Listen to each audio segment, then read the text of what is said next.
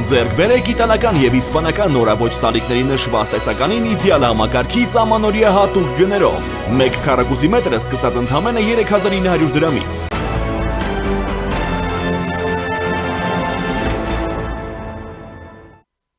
Եվ այսպես Բերլինում տեղի է ունեցել Հայաստանի Հանրապետության վարչապետ Նիկոլ Փաշինյանի եւ Գերմանիայի Դաշնային Հանրապետության դաշնային կանցլեր Ֆրիդրիխ Մերցի հանդիպումը։ Հայաստանը եւ Գերմանիան ռազմավարական գործակցության հռչակագիր են ստորագրել։ Երևանը եւ Բերլինը կհամագործակցեն քաղաքական եւ դիվանագիտական, տնտեսական եւ առևտրային, զարգացման եւ կարողությունների ամրապնդման, մշակույթի, կրթության, լեզվի եւ փոխանակումների, գիտության, տեխնոլոգիայի եւ նորարարության, անվտանգության եւ պաշտպանության ոլորտներում։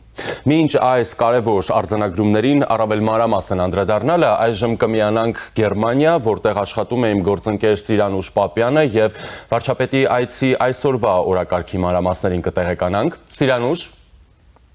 Ողջույն Ժիրայր,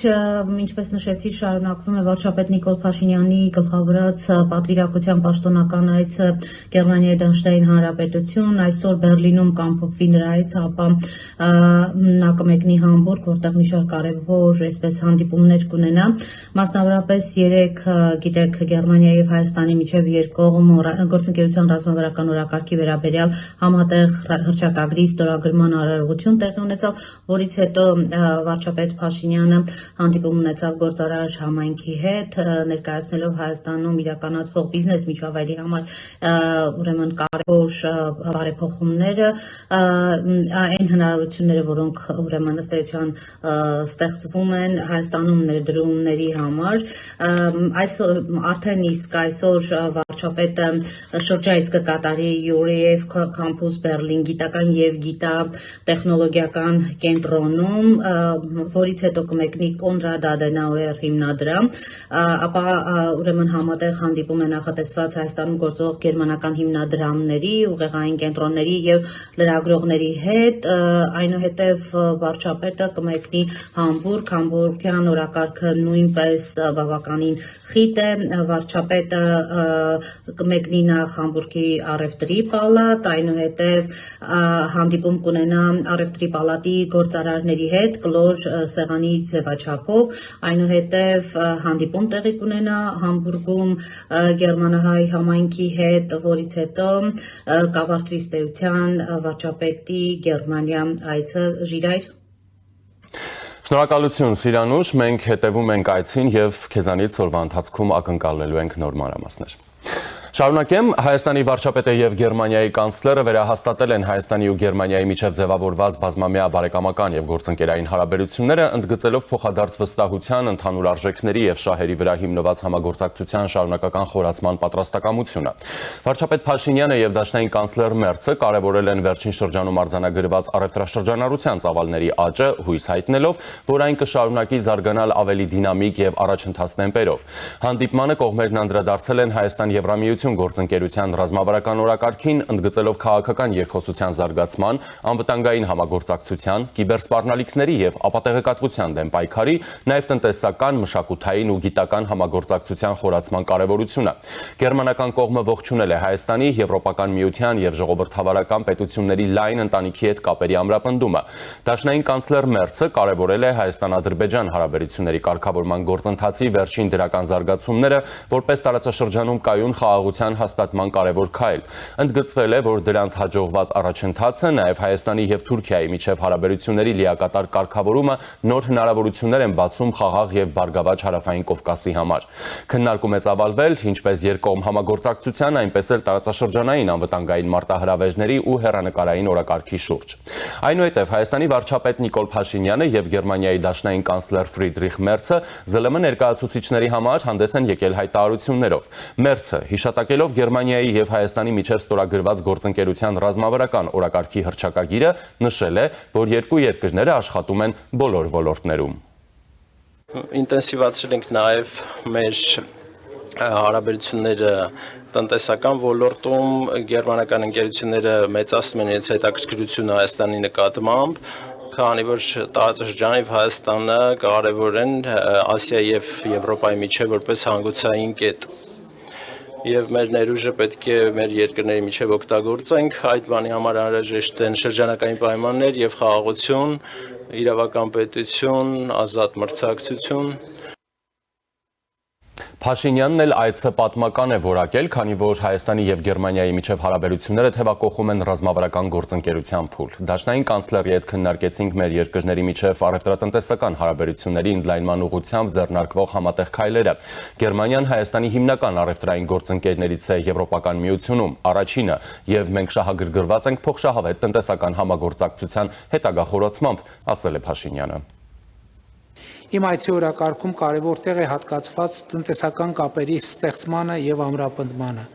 Այս առումով մեծ հույս ունեմ, որ Հայաստանում եւ Հայաստանի շուրջ ստեղծված բարենպաստ միջավայրը նոր հետաքրքրություն կառաջացնի գերմանացի գործարարների շրջանում մեր երկրում ներդրումներ անելու, ինչպես նաեւ հայաստանյան գործարարների հետ համագործակցությունը ակտիվացնելու համար։ Խոսելով Եվրամիության հետ գործակցության մասին, վարչապետ Փաշինյանն ասել է, որ Գերմանիան Հայաստանի կարևոր գործընկերն է ինչպես երկկողմ մակարդակում, այնպես էլ Հայաստան-Եվրամիություն գործընկերության շրջանակում։ Այս առումով երկուստեք գոհունակությամբ արձանագրեցինք Հայաստան-Եվրամիություն հարաբերություններում վերջին տարիներին արձանագրված զգալի առաջընթացը, ինչը վերահաստատում է Հայաստանի կառավարության հանձնառությունը ամրապնդելու Եվրամիության հետ մեր բազմավոլորտ գործընկերությունը։ Հայաստանում նոր թափ հավաքող եւ վերաինտեգրման գործընթացի հիմքում Հայաստանի քաղաքացիների եվրոպական նկրտումներն ու ժողովրդավարական արժեքներին նվիրվածությունն են, ինչն այս տարի մարտից նաեւ արտահայտվեց Հայաստանի Հանրապետության ազգային ժողովի կողմից Եվրոպական միության Հայաստանի Հանրապետության անդամակցության գործընթացի մեկնարկի մասին օրենքի ընդունմամբ։ Այս համատեքստում մեծապես կարևորում եմ Գերմանիայի աջակցությունը Հայաստան-ԵՄ գործընկերության խորացմանը, ակնկալելով շարունակական քաղաքական աջակցություն դեպի Եվրամիություն տանող բարդ եւ երկարատև ճանապարհի։ Փաշինյանը վստահ է, որ Եվրոպական քաղաքական համայնքի 8-րդ գագաթաժողովը եւ Հայաստան-Եվրամիություն գագաթաժողովը, որոնք տեղի կունենան հաջորդ տարվա մայիսին Երևանում, նոր հնարավորություն կընձեռի ինչպես գնահատելու մեր հարաբերությունների առաջընթացը, այնպես էլ առաջիկա տարիների համար ավելի հավակնոտ նպատակներ սահմանելու համար։ Հայաստանի վարչապետը Գերմանիայի կանցլերին հրավիրել է Երևան մասնակցելու հիշատակած միջոցառումներին, վերջինս ընդունել է հրավերը։ Գերմանիայի կանցլերը նշել է, որ վարչապետ Փաշինյանն իրեն ասել է, թե ինչ պատկերացում ունի Հայաստանի զարգացման ժողովրդավարական բարեփոխումների մասին, երկրի եւ հասարակության մասին, որն ուզում է խաղաղ ապրել իր հարևանների հետ եւ բարեկեցություն կառուցել։ Այդպիսի ժողովրդավարական զարգացման մաս է կազմում խորհրդարանական ընտրությունը, որը հունիսին տեղի է ունենալու Հայաստանում, բայց ըստ Մերցի խաթարող մի հանգամանք կա։ Բնական է դարձել, որտեղ ժողովրդավարության թշնամիները հիբրիդային եղանակով միջոցներ գրում, հատկապես Ռուսաստանը փորձում է ինչ-որ վախեր սարմանել Եվրամիության հետ եւ Արևմուտքի հետ սերտացման հարաբերությունների մերձեցման մասին եւ սխալ տեղեկություններ տարածել Եվրամիության արժեքների մասին։ Հարցուպատասխանի ժամանակ էլ Հայաստանի վարչապետին հարց են ուղղել, թե արդյոք չի մտահոգվում, որ Ռուսաստանը կարող է միջամտել 2026-ի ընտրություններին։ Մի գործիք ունենք, որի վրա հույս ենք դնում, եւ այդ գործիքը ժողովրդի հետ ակտիվ երկխոսությունն է, մեր գաղափարները, մեր քայլերը, մեր ծրագրերը ակտիվ ներկայացնելը, որպեսզի Հայաստանի Հանրապետության քաղաքացիները ուղիղ մեզնից լսեն, թե մենք ինչ ենք անում եւ ինչի համար ենք անում, որովհետեւ մեր տարածաշրջանը եւ մեր երկիրը իսկապես պատմական փոփոխությունների մի ժամանակաշրջանում է եւ այդ փոփոխությունները իրոք շատ խորը պատմական կոնտեքստ ունեն, երբեմն բոլոր նրբությունները եւ առանձնահատկությունները չէ, որ տեսանելի են առաջին հայացքից եւ հեշտ ընկալելի, եւ այդ առումով մենք բոլոր տեղեկատվական եւ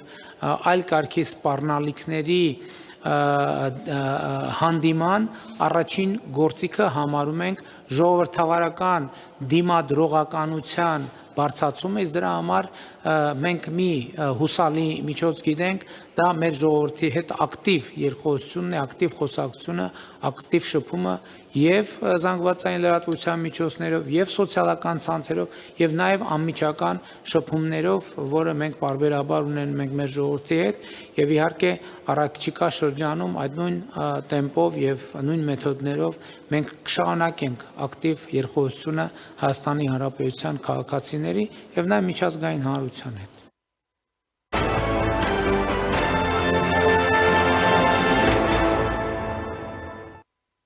Վարչապետ Նիկոլ Փաշինյանը Բերլինում այցելել է Գերմանիայի առևտրի եւ արդյունաբերության պալատ, վարչապետը հանդիպում է ունեցել գերմանացի մի խումբ գործարարների եւ տնտեսական միավորումների ներկայացուցիչների հետ։ Գերմանական Արևելյան գործարար ասոցիացիայի գլխավոր տնօրեն Միքայել Հարմսը նշել է, որ գերմանացի գործարարները հետաքրքրված են Հայաստանի հետ համագործակցությամբ եւ այսօրվա հանդիպումը լավ հնարավորություն է ծանոթանալու առկա հնարավորություններին ու հեռանկարներին։ Վարչապետ Փաշինյանը ընդգծել է, որ Հայաստանի կառավարությունը շահագրգռված է Գերմանիայի հետ տնտեսական կապերի հետևողական զարգացմամբ եւ ընդլայնմամբ, հավելելով, որ վերջին շրջանում արձանագրվել է առևտրաշրջանառության ծավալների դրական դինամիկա։ Նիկոլ Փաշինյանը անդրադարձել է մեր երկրում բիզնես միջավայրի բարելավման նպատակով իրականացվող բարեփոխումներին, տնտեսության տարբեր ոլորտներում ներդրումների իրականացման հնարավորություններին, ինչպես նաեւ տարածաշրջանում տեղի ունեցող զարգացումների համատեքստում բացվող հեռանկարներին։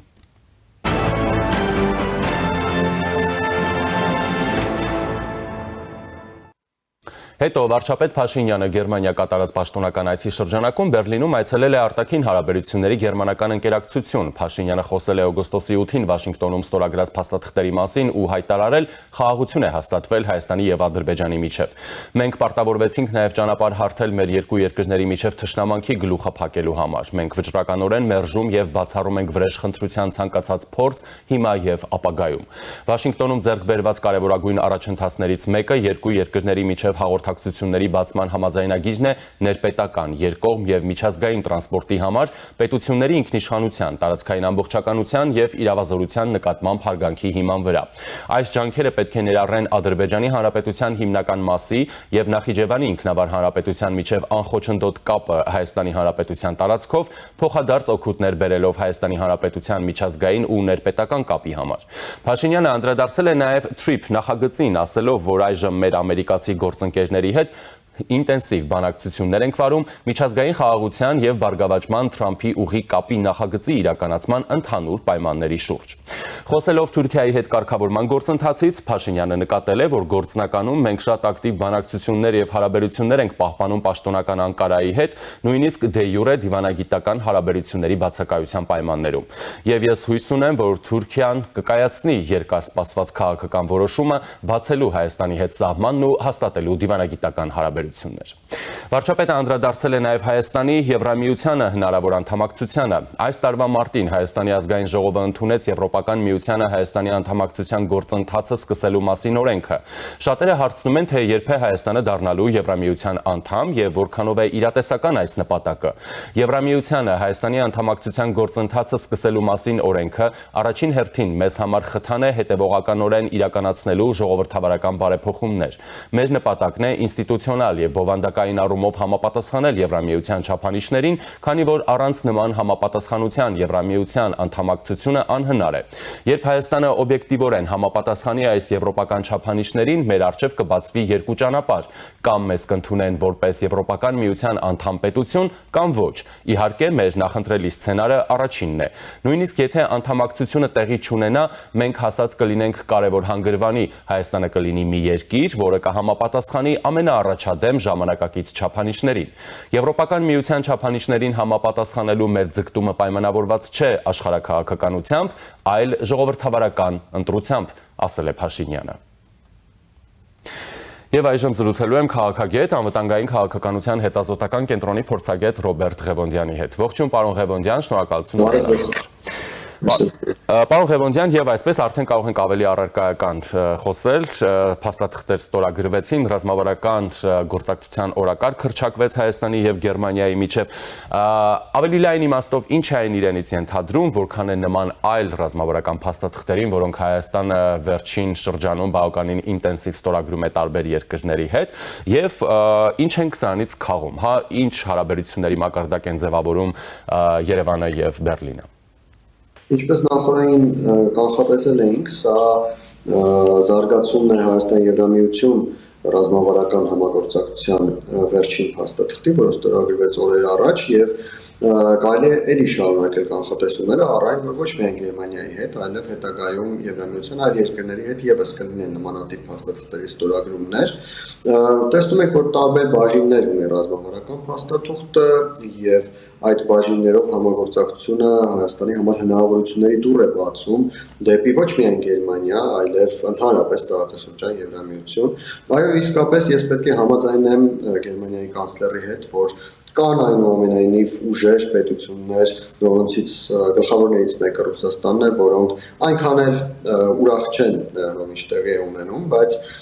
այն օգնությունը, որը պետք է Հայաստանը ստանա, այդ օգնությունը տարբեր ոլորտներում, այնիշ նշված է ռազմավարական համագործակցության փաստաթղթում եւ ինչի մասին խոսեցին Մերցը, Փաշինյանը եւ իրադարձությունների այլ մասնակիցներ, այդ օգնությունը պետք է հնարավորություններ ստեղծի, որպեսզի Հայաստանը կարողանա հավասարակշռել այդ հարվածները մի կողմից եւ օգուտները մյուս կողմից, ինչը անում է ցանկացած պետություն իրականում այս մոլորակի վրա եւ անում է դարեր շարունակ։ Դուք նշեցիք, որ սա նաև հնարավորությունների դուռ է դեպի Եվրոպական միություն, այսինքն այդ կառույցի հետ ավելի խորը հարաբերությունների, հենց Եվրամիությանը հնարավոր անդամակցության մասով վարչապետի դիտարկումներից հետևությունները որոնք են, իշխանությանը շատ են մեղադրում, որ այդպես էլ այդ կառույցին անդամակցության հայտ չեն ներկայացնում, բայց վարչապետի խոսքից տպավորություն է ստեղծվում, որ այսպես ասենք, այդ ֆորմալ ժեստնել սարերի ետևում չէ կարծես։ Նախ նշեմ, որ հաճախ մենք մոռանում ենք այն մասին, որ Եվրամիությունը դա ինչ-որ առանձին կտրված իրականությունից կամ կտրված աշխարհից ինչ-որ մի հատված չէ, այն բաղկացած է կոնկրետ պետություններից, եւ այդ կոնկրետ պետությունների հետ փոխհարաբերությունները իրենք իրենցով ներդրվում են Եվրամիության հետ փոխհարաբերությունների ընդհանուր շրջանակներում։ Այսինքն տեսեք, Հայաստանը ուներ ռազմավարական համագործակցության համաձայնագիր Նիդերլանդների հետ, հիմա ունի արդեն Գերմանիայի հետ, սա էլ հետևում չէ կարծում նաեւ Ֆրանսիայի հետ նման փաստաթղթի ստորագրումը, բարեկամական եւ սերտ հարաբերություններ կան Եվրամիության այլ պետությունների հետ։ Եվ այդ ամենը այդ ընդհանուր համակարգի մասեր են, որոնք հնարավորություն են տալիս Հայաստանին քայլ առ քայլ հավաքել այն հնարավորությունները, որոնք պետք է ի վերջո տանեն Հայաստանի դեպի Եվրամիություն շարժին։ Խոսքը չի վերաբերում նրան, որ Հայաստանը որ է դառնալու Եվրամիության անդամ, խոսքը վերաբերում է նրան, որ այս առանձին պետությունների հետ առանձին ուղղություններով հարաբերությունները մեզ մերձեցնում են ընդհանուր Եվրամիության որպես պետությունների կազմակերպություն ուրեմն փոխհարաբերություններին։ Ինչը նշանակում է, որ ցանկացած փուլում, երբ Հայաստանը ի վերջո հայտ կներկայացնի Եվրամիության անդամակցության, ապա այդ հայտում հաշվի են առնվելու եւ այդ հայտը ավելի ուժեղացնելու են, այսպես ասենք, Հայաստանի փոխհարաբերությունները Եվրամիության առանձին պետությունների հետ։ Առավել եւս երկու գլխավոր պետությունների հետ, որոնք ոչ ֆորմալ առումով, ինչպես նախորդին նշեցի, Եվրամիության ղեկավար պետությունների եւ որոշումների կայացման հարցում մի փոքր ավելի մեծ ազդեցություն ունեն, քան այլ պետություններ, նորից ոչ ֆորմալ առումով, Ֆրանսիայի եւ Գերմանիայի հետ այդ հարաբերությունները շատ մեծ նշանակություն են ունենալու, թե ի վերջո Հայաստանի այդ քայլը դեպի Եվրամիություն գնալը ինչպիսի ընդունելության է առնելու Եվրամիության շարքերում եւ Հայաստանի աշխատանքը Եվրամիության չափանիշներին համապատասխանելու ինչքան օգնություն, ինչ ծավալով, ինչ տեսքով, ինչպիսի փոխհարաբերություններով եւ այլն ինչքան օգնություն է ստանալու։ Դուք հիշատակեցիք մասնավորապես Եվրամիության երկու առանցքային լոկոմոտիվ երկրներին, Գերմանիա եւ Ֆրանսիա։ Ֆրանսիայի հետ Հայաստանը դեռևս չունի ֆորմալ իմաստով այն փաստաթղթավորված բազան, որ արդեն օրինակ ունի նաեւ Գերմանիայի հետ, դուք հիշեցիք Նիդերլանդներին, Եվրոպական մայրցամաքում գտնվող այդ կառույցի ոչ անդամ Մեծ Բրիտանիա եւ այլն։ Ֆրանսիայի հետ այդ գործակցությունը ըստ ձեզ ինչու է հապաղում։ Ես իմ ենթադրություն ունեմ այդ հարցի հետ կապված, հավանաբար քանի որ Ֆրանսիայի եւ Հայաստանի հարաբերությունները շատ ավելի բարձր մակարդակի են, քան երևի թե այս պահին որևէ այլ պետության հետ Հայաստանի հարաբերությունները եւ դա բացարձակ կապ չունի իրավապայմանագրային բազայի հետ, որովհետեւ դեպի Ռուսաստանի հետ կա բավական ընդարձակ իրավապայմանագրային բազա, բայց դրա մի մասը արդեն չի աշխատել, մի մասի աշխատելու հետ կապված հիմնավոր կասկածներ կան եւ այլն։ Ընդհանուր առմամբ փոխհարաբերությունների առումով հավանաբար սերտը այս պահին Հայաստանի եւ Ֆրանսիայի փոխհարաբերություններն են, ինչը հավանաբար նշանակում է, ինչպես ես եմ ենթադրում, որ Հայաստանը եւ Ֆրանսիան աշխատում են շատ ավելի բացառիկ եւ շատ ավելի երկկողմ հետաքրքրություններ ներկայացնող հստակ ճանապարհներ եւ հստակ գործողություններ նախանշող փաստաթղթի վրա, քան օրինակ Հայաստանի եւ Գերմանիայի միջև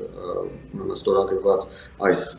համաձայնագիրն է, ինչը բնականաբար ավելի երկար ժամանակ է նախատեսում, ավելի մանրակրկիտ աշխատանք է նախատեսում եւ դրա պատճառով է փոքր ինչ ապահովում։ Եվ Ռուսաստանի մասին, դուք ինչպես նշեցիք, Գերմանիայի կանցլերը որպես հիմնական խնդիր տեսնում է Ռուսաստանին եւ նրա հիբրիդային գործիքակազմի միջոցով ազդեցությունները տարբեր երկրների քաղաքական process-ներին, հանրային նաեւ գիտակցության վրա, եւ վարչապետ Փաշինյանին էլ հարց ուղղեցին լրագրողները, թե արդյոք չունի մտահոգություն ընտրություններին ռուսական հնարավոր միջամտությունների մասով եւ ինչպես է պետք դրան դիմագրավել։ Փաշինյանը էլի խոսում էր, որ հենց ժողովրդավարություն, թափանցիկություն, ուղիղ հաղորդակցություն, սրանք են այն գործիքները, որոնք օգնելու են Հայաստանին։ Այդ համատեքստում հիշում էր 2021 թվականի ծանր դրությունը, երբ Հայաստանը գրած արտահերթ ընտրությունների, այնուամենայնիվ, հաշվի առնելով այս գործակցությունը, օրինակ առանձին երկրների, նաև այդ թվում Գերմանիայի, Եվրոպական միության հետ Հայաստանի օրերս ստորագրած ռազմավարական գործընկերությունը, որը նաև հիբրիդային պատերազմի դեմ պայքարի գործիքներ, այդ թվում նաև ֆինանսական միջոցներ է տրամադրելու Հայաստանին, Հայաստանի անելիքը որն է լինելու, հա, որովհետև էլի սա քննադատության մեծ դաշտ է Հայաստանի իշխանությանը, որովհետև ասում են լավ, ձեզ օգնելու են, բայց դուք այն հնարավորությունները, որոնք դուք ունեք եւ կարող եք իրականացնել, դրանք չեք անում, հա։ Օրինակ նույն ռուսական մեդիաների սահմանափակումը Հայաստանի Հանրապետության տարածքում կամ տարբեր, հա, չգիտեմ, օրենսդրական նախաձեռնություններ, ֆինանսական հոսքերի թափանցիկություն եւ այլն, որոնք այս պահի դրությամբ դեռևս տեղի չեն ունենում։ Ձեզ արդյոք գոհացնում է Հայաստանի վարչապետի պատասխանը եւ որքանով է այդ պատասխանը եւ որքանով է այդ պատասխանից բխող աշխատանքը կարողանալու զսպել հենց Ռուսաստանի հիբրիդային ագրեսիան Հայաստանի դեմ։ Տեսեք, մի կողմից պատասխանը որպես այդպիսին այո գոհացնող է, իսկապես այդ մեխանիզմները հենց նրանք են, որոնք անհրաժեշտ են, որպեսզի հնարավոր լինի պատասխանել հիբրիդային հարձակումներին եւ հնարավոր լինի դիմակայել այն հիբրիդային գործողություններին, որոնց արդյունքները կարող են Հայաստանի Հանրապետության համար ցավալի լինել, եթե այդ դիմակայումը չլինի։ Բայց մյուս կողմից պատասխանը եւ այնտեղ նշված գործիքակազմը դեռևս պետք է կիրառել։ Այսինքն մեկ բան է այն, որ Փաշինյանը խոսում է ժողովրդավարության զարգացման մասին, մեկ բան է, որ խոսում է թափանցիկության մասին, մեկ այլ բան է, որ այդ ժողովրդավարության զարգացումը եւ թափանցիկությունը իրենց բուն իմաստով պետք է ներդրվեն Հայաստանի Հանրապետությունում։ Եթե մենք տեսնում ենք, որ օրինակ ժողովրդավարության զարգացման ուղղությամբ իսկապես քայլեր կան Հայաստանի Հանրապետությունում, խոսքի ազատության, պաշտպանության եւ այլն բազմաթիվ այլ ոլորտներում որոշակի աշխատանքներ կան, ապա ժողովրդավարությունը չի ենթադրում միայն ամենաթողություն, չի ենթադրում ընդհանրապես ամենաթողություն, ինչը նշանակում է, որ ժողովրդավարության պաշտպանության մեխանիզմներ եւս պետք է տեղակայվեն եւ իրացվեն, որպեսզի հնարավոր լինի այդ ժողովրդավարության զարգացումը դնել ճիշտ ճանապարհի վրա եւ չունենալ ժողովրդավարության զարգացման շրջանակներում այնպիսի իրականություն, որ մի ծայրահեղությունից դուրս գանք եւ ընկնենք մյուս ծայրահեղության գիրկը։ Իսկ ինչ է պետք դրա համար, որոշ բաների մասին դուք արդեն ձեր հարցում ասացիք, օրինակ սահմանափակել այն մեդիային, որը սուտ տեղեկություն է տարածում, պաշտպանել այն քաղաքացիներին, օրինակ քաղաքացիներին, որոնք դժում են օրենքը խախտող այլ քաղաքացիների գործողություններից, կապված թե նախընտրական ժամանակաշրջանում նախընտրական կամ ընդհանրապես քարոզման ռոպագանդայի գործիքների կիրառման հետ կապված թե սուտ տեղեկություն ստանալու եւ այդ սուտ տեղեկությունը հետագայում տարածելու գործիքակազմի հետ ինչը ակտիվորեն օգտագործվում է, թե Հայաստանի ներսում ներքին 5-րդ Շարասյան գործողությունների հետ, որտեղ շատ դեպքերում նրանք օրենքի սահմանագիծը առերևույթ անցնում են, բայց ընտրողական է, արդարադատությունը կիրառվում։ Մեկ կոնկրետ օրինակ բերեմ ես, կա մարդ Հայաստանի Հանրապետությունում, ով հայտարարում է, թե Հայաստանի ինքնիշխանությունը կարևոր չէ, Հայաստանի ինչ պետություն է, որ եւ նա կանոնավորված է, խոսքը Գյումրիի քաղաքապետ Վարդան Ղուկասյանի մասին է, բայց կան այլ մարդիկ Հայաստանի Հանրապետությունում, ովքեր համանման հայտարարություններ են անում, բայց նրանց նկատմամբ գործընթացներ չեն տեղի ունենում։ Այսինքն մեկ բան է, որ լավ է, որ կա գիտակցություն, որ ժողովրդավարության, թափանցիկության, իրավունքների պաշտպանության եւ նմանատիպ այլ գործընթացների միջոցով անհրաժեշտ է դիմակայել հիբրիդային հարձակումներին, բայց միաժամանակ խնդիր է, որ այս մոտեցումները, այս կարծիքները, այս ինստիտուտները չեն իրացվում իրենց բուն ձևով, այլ ինչպես ասացի, մի ծայրահեղությունից դուրս ենք եկել, բայց գնում ենք դեպի մյուս ծայրահեղություն։ Շնորհակալ եմ, պարոն Ղևոնդյան։ Ես եմ շնորհակալ։ Զրուցակիցս քաղաքագետ, անվտանգային քաղաքականության հետազոտական կենտրոնի փորձագետ Ռոբերտ Ղևոնդյանն էր։